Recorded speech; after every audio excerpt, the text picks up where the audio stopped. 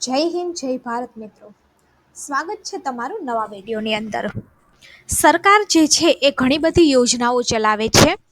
તો આ બધી યોજનાઓ છે એની આપણે આ એક જ વિડીયોની અંદર ટૂંકમાં માહિતી મેળવીશું કે ગુજરાતની અંદર કેટલી યોજનાઓ ચાલે છે, સરકાર આની અંદર કઈ કઈ મદદ કરે છે, અને તમે આ વિડીયોની મદદથી જાણી શકશો કે તમે કઈ યોજનામાં એલિજિબલ છો અને કઈ યોજનાની અંદર સરકાર શું લાભ આપે છે. હવે સરકારની જે યોજનાઓ છે એ ત્રણ રીતે ચાલતી હોય છે.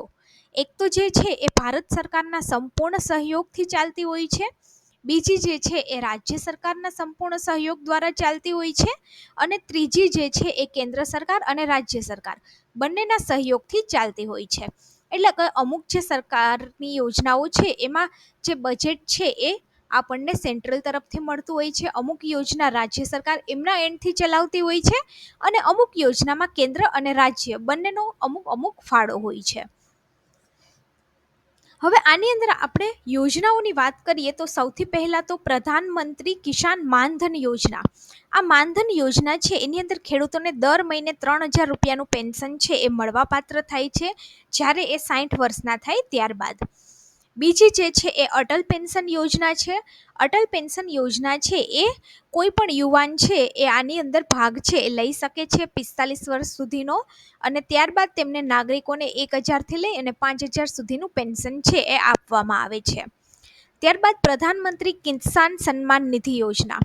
આ જે યોજના છે એની અંદર તમને ખબર જ છે કે કિસાનોને દર વર્ષે 6,000 રૂપિયાની સહાય કરવામાં આવે છે, અને 3 મહિને આની અંદર 2,000 રૂપિયા છે એ આપવામાં આવે છે.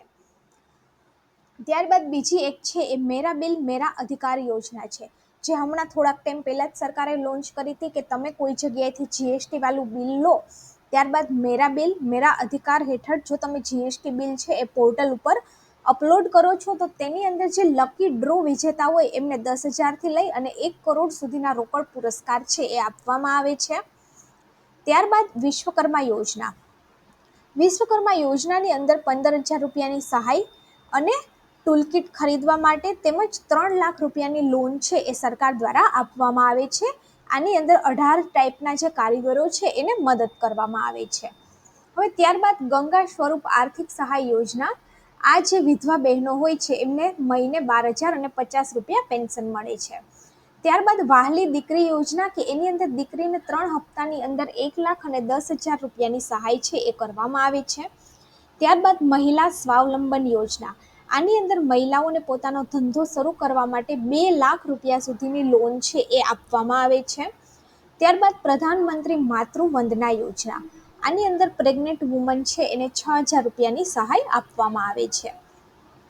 ત્યારબાદ વિદ્યાર્થીઓ માટેની યોજના આપણે જોઈએ તો કોચિંગ સહાય યોજના ચાલે છે, કે જેની અંદર 11 અને 12ના વિદ્યાર્થીઓને 15,000 રૂપિયાની ટ્યુશન સહાય આપવામાં આવે છે. ભોજન બિલ સહાય યોજનાની અંદર જો હોસ્ટેલની અંદર રહેતા હોય તો વિદ્યાર્થીઓને વર્ષમાં 15,000 રૂપિયાની સહાય છે એ મળવાપાત્ર થાય છે. ત્યારબાદ જેઈ નીટ ગુજકેટ સહાય યોજનાની અંદર 20,000 રૂપિયાની સહાય છે એ મળે છે. સ્પર્ધાત્મક પરીક્ષાની તાલીમ માટે વિદ્યાર્થીઓને 20,000 રૂપિયાની સહાય મળવાપાત્ર થાય છે. અને વિદેશ અભ્યાસ લોનની અંદર 15 લાખ રૂપિયા સુધીની લોન છે એ વિદ્યાર્થીને મળે છે. ત્યારબાદ વૃદ્ધ સહાય યોજનાની આપણે વાત કરીએ તો આ યોજના હેઠળ વૃદ્ધો છે એને દર મહિને 750થી લઈ અને 1,000 સુધીનું પેન્શન છે એ મળવાપાત્ર થાય છે. સંકટ મોચન યોજનાની અંદર ઘરના કમાવનાર વ્યક્તિના મરણ બાદ 20,000 રૂપિયાની સહાય છે એ કરવામાં આવે છે. વયવંદના યોજના છે એની અંદર પણ વૃદ્ધોને દર મહિને 750થી લઈ અને 1,000 સુધીનું પેન્શન મળે છે. ત્યારબાદ પાલક માતા પિતા યોજનાની અંદર અનાથ બાળકો છે એને દર મહિને 3,000 રૂપિયાની સહાય કરવામાં આવે છે. દિવ્યાંગ લગ્ન સહાય યોજનાની અંદર જો દિવ્યાંગ વ્યક્તિ લગ્ન કરે તો તેને 50,000થી લઈ અને 1 લાખ સુધીની સહાય છે એ મળે છે. દિવ્યાંગ સાધન સહાય યોજનાની અંદર જો દિવ્યાંગ પોતાનો વ્યવસાય સ્વરોજગારી માટે ચાલુ કરવા માંગતા હોય તો એમને 20,000ની મર્યાદાની અંદર સાધનો માટે સહાય છે આપવામાં આવે છે. માનવ ગરિમા યોજનાની અંદર વિવિધ સાધન સહાય છે ખરીદવા માટે સહાય છે આપવામાં આવે છે. કુંવરબાઈનું મામેરું યોજના છે એની અંદર દરેક કન્યાને લગ્ન કરે ત્યારે 12,000 રૂપિયાની સહાય કરવામાં આવે છે. હવે વધારે જે યોજનાઓ છે એ ખેડૂતો માટે ચાલે છે, કે ખેડૂતો છે એને પાક પરિવહન યોજનાની અંદર 75,000ની સહાય કરવામાં આવે છે. પાક સંરક્ષણ ગોડાઉન યોજનામાં 50,000 રૂપિયાની સબસિડી મળે છે. પશુ સંચાલિત જે વાવણીઓ છે એમાં 10,000 સુધીને સાધન સહાય કરવામાં આવે છે. મફત છત્રી યોજના, જે શાકભાજી ફળો વેચે છે એમને મફતની અંદર છત્રી આપવામાં આવે છે. ટ્રેક્ટર સહાય યોજનાની અંદર ટ્રેક્ટર જ્યારે ખરીદીએ ત્યારે 60,000 સુધીની સબસિડી મળે છે. ડ્રીપ ઇરિગેશનમાં પણ 75,000 સુધીની સબસિડી છે એ મળે છે. મોબાઈલ સહાય યોજનાની અંદર ખેડૂતોને મોબાઈલ ખરીદવા 6,000 રૂપિયાની સહાય કરવામાં આવે છે. ડ્રેગન ફ્રૂટની ખેતી સહાય યોજના માટે 1,25,000ની સહાય છે એ મળવાપાત્ર થાય છે. આકસ્મિક વીમા યોજનાની અંદર ખેડૂતને 2 લાખનો વીમો છે એ મળે છે. તાડપત્રી યોજનાની અંદર તાડપત્રી ખરીદવા માટે 1,875 રૂપિયાની સહાય કરવામાં આવે છે. તાર ફેન્સિંગ યોજનાની અંદર જો કોઈ ખેડૂત ખેતરની ફરતે તાર ફેન્સિંગ લગાવે તો એને 50% સુધી સહાય છે મળે છે.